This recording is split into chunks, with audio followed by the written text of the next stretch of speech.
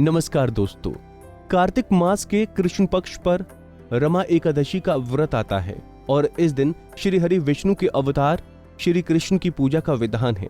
कहते हैं कि जो व्यक्ति इस व्रत को करता है उसके सभी पाप नष्ट हो जाते हैं और साथ ही सौभाग्यवती महिलाओं का सौभाग्य अखंड रहता है। लेकिन अगर कोई व्यक्ति किसी कारण व्रत न कर पाए तो इस व्रत की कथा जरूर सुन लें।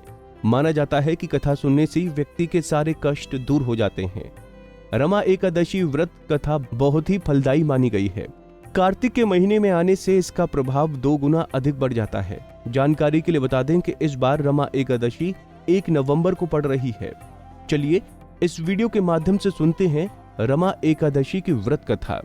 प्राचीन समय में मुचुकुंद नाम का एक राजा था जिसकी मित्रता देवराज इंद्र, यम, वरुण, कुबेर एवं विभीषण के साथ थी।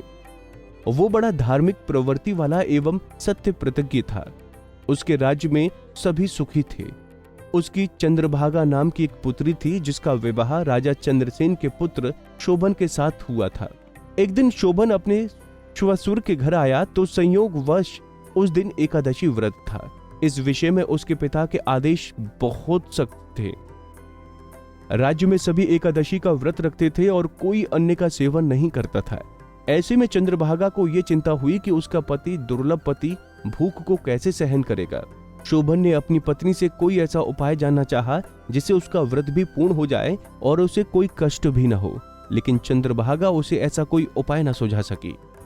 निरुपाय होकर शोभन ने स्वयं को भाग्य के भरोसे छोड़कर व्रत रख लिया, लेकिन वो भूख प्यास सहन न कर सका और उसकी मृत्यु हो गई। इससे चंद्रभागा बहुत दुखी हुई।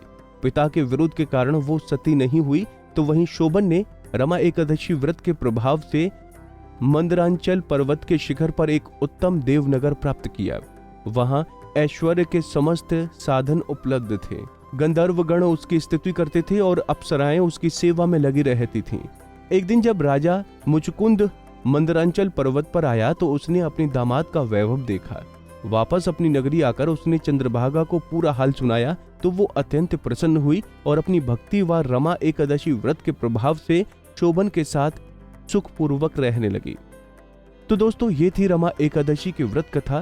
कहते हैं कि इस व्रत के प्रभाव से भगवान विष्णु की कृपा के साथ साथ माता लक्ष्मी की कृपा भी प्राप्त होती है। आप भी इस एकादशी का व्रत जरूर करें। कुंडली टीवी डेस्क से लता शर्मा की रिपोर्ट। इसी तरह की और भी जानकारी लेने के लिए हमारे चैनल को सब्सक्राइब करें और नई वीडियो की नोटिफिकेशन के लिए बेल आइकॉन दबाएं। अगर आप ये वीडियो फेसबुक पर देख रहे हैं तो वीडियो को लाइक और शेयर करें। साथ ही अपनी राय कमेंट बॉक्स में जरूर बताएं। धन्यवाद।